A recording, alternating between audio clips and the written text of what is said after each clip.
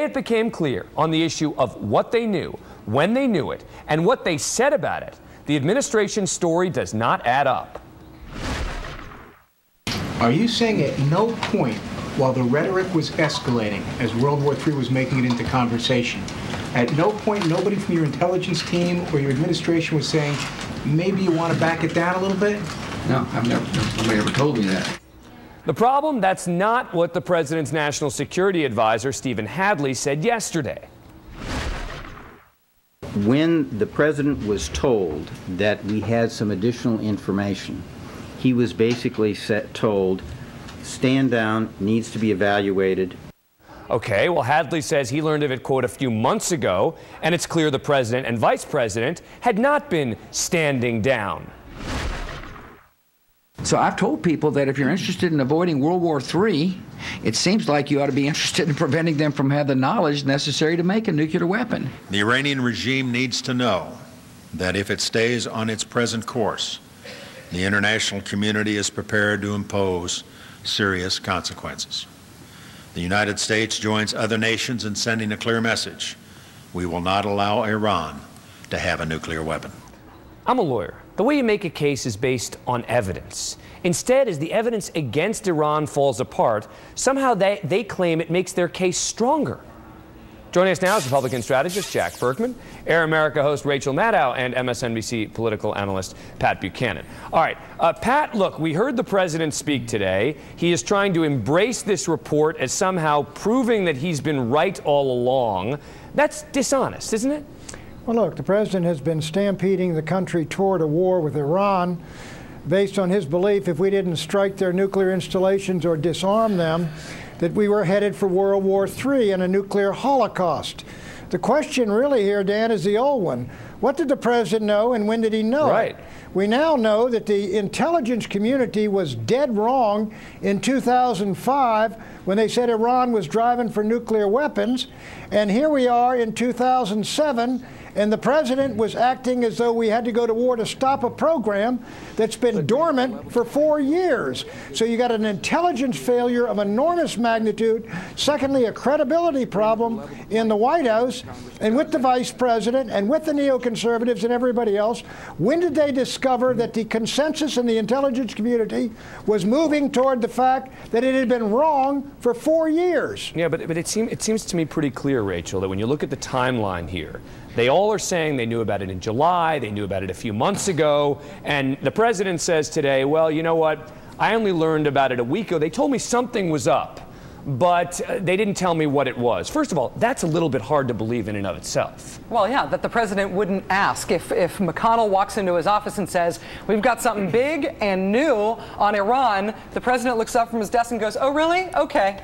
Yeah. Doesn't ask what it is? Like, you don't want that person in your leadership role. But it's also, it defies, I don't believe it. I mean, it's hard to believe that that's what happened. Washington Post reports that Bush administration officials were getting briefed on this in July. The White House admits that Bush knew something in August. But yet, since August, since July, we've had the most bellicose rhetoric. So even if they only knew that something was up and they didn't know what it was, they should have dialed it back rather than ratcheting up the confrontation. All right, Jack, now look, I don't want you to change the question here. The question is not, is Iran dangerous or could Iran be dangerous, okay? Yep. Because everyone, I think, on this panel will concede that Iran could be dangerous. Yep. That's not the question. The question is, has the administration misled us in the last few months about Iran's nuclear capability?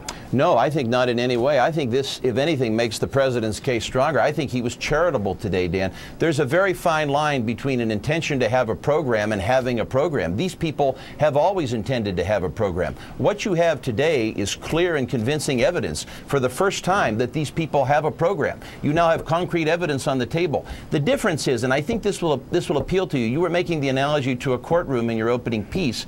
You can't make that analogy because the stakes here are higher. If we're wrong, you could have hundreds of thousands of people killed. What you have to understand is this, at the end of the day, is not North Korea, because North Korea at the end of the day is China's problem, it's It's Russia's problem. It can be contained. But don't change the subject. Don't. I'm not going to let you change the subject, because that's what all the Bush team is trying to do. They're trying to change the subject away from whether there's been dishonesty. And Rachel, I saw you shaking your head. I mean, it is infuriating. I agree with you, because I could see you getting the notion that somehow this report proves they've been right all along. I mean, the 2005 report suggested that Iran had a nuclear program. So this is not the first time we're hearing about the possibility, and the fact that they halted in 2003 has to make us ask questions about what we were being told in 2007. The only way that you can understand this as a validation of what the White House has been saying is if you completely deny everything the White House has been saying. What they've been saying is that Iran has a nuclear weapons program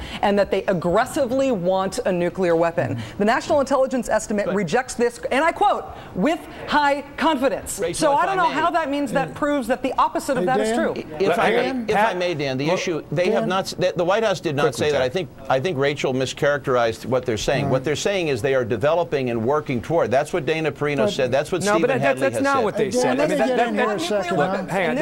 they don't want nuclear weapons. That's a dishonest representation of what they said. Go ahead, Pat. I want you to... Look, how can you credibly say Iran is driving toward nuclear weapons when they voluntarily shut down their nuclear weapons program 4 years ago? That tells me they're thinking over whether they really want to have them. If they shut down their secret program, it means they're not driving toward nuclear weapons, and it means they may be enriching uranium for the reason that they got a right to do that under the treaty that they signed. And Jack, let me ask you this one. How do you spin Samuel Bodman, the Energy Secretary's comment on November 13th?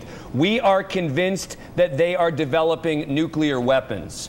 What's ambiguous about that one? I don't think you have to spin it, because I think if you have in the recent past, and 3 or 4 years ago is certainly the recent past, somebody clearly working toward a program, you have evidence of that. I don't think there's any... So you're saying, again, we are now learning that this administration knew... I'm concerned about the dishonesty here, because I think Iran is a threat. I really do. But I'm concerned about being dishonest. I want the truth from my government. And I don't want people spinning things. And that's what I feel like has been happening, even though they knew it. Let me let Pat take us inside. Pat, go ahead. I think it's worse than that in this sense. Look, we were driving straight toward an attack on Iran. The president and vice president and the neoconservatives were painting us into a corner where we had no choice but to destroy these nuclear facilities. And if they knew that they'd shut down a program, and they knew that the intelligence is saying, look, we may think the Iranians backed off from this 4 years ago, they were stampeding us toward war the same way it was done in 2003. Go ahead, Jack. You see, Dan, the margin for error is zero. This is a guy who's committed to the destruction of Israel. The president of Iran is committed to the destruction of Israel. Quote, in his words, I want to wipe it. He doesn't control the military. But you're changing the subject again, Jack. Well, but I mean, the subject look, we can talk about whether Iran is a threat. Iran is a possible threat, all right? No question about it. The question is whether we have been lied to as of late. Let me play you 2 pieces of sound, Jack, and I want to ask you if this makes you nervous. This is comparing the president talking about Iraq in 2005 and talking about Iran now. Iran was dangerous. Iran is dangerous, and Iran will be dangerous if they have the knowledge necessary to make a nuclear weapon. We did find out that he had the intent and the capability of making weapons, which in my judgment still made him a dangerous man, and the world understood how dangerous Saddam Hussein was. We talked about Iran and the desire to work jointly to convince the Iranian regime to give up their nuclear weapons ambitions. I didn't need the last piece of sound there, Jack. You listen to the talking about dangerous man, dangerous. Yeah. It's a little bit frightening, and it goes to Pat's point about being on this sort of road to war. Let me respond specifically to your legal question. I think it is an appropriate question. I don't see, Dan, a material distinction between an intention to develop a nuclear program and actually developing a program when that party has already engaged in moving toward developing a program. I do not see a material distinction. That ignores the significance, Rachel, of this new report. You cannot make a case to the American people that we ought to invade a country because there's a bad man there or somebody who once had a nuclear thought. The case they were making to us about a 10 attacking Iran was that Iran posed an imminent danger because of this nuclear weapons program that we now know doesn't exist. So that evidence is bunk. And Pat, if they final stick word. to I it, got to We were wrap headed up. for war because we could not take the risk, and there was, as far as we know now, no risk there. And I am concerned about the credibility factor. I don't want that to be lost on this. Don't let them change the subject. They've got to answer the question, have they been telling us the truth? Jack Burkman, Pat Buchanan, Rachel Maddow, thanks a lot. Thanks.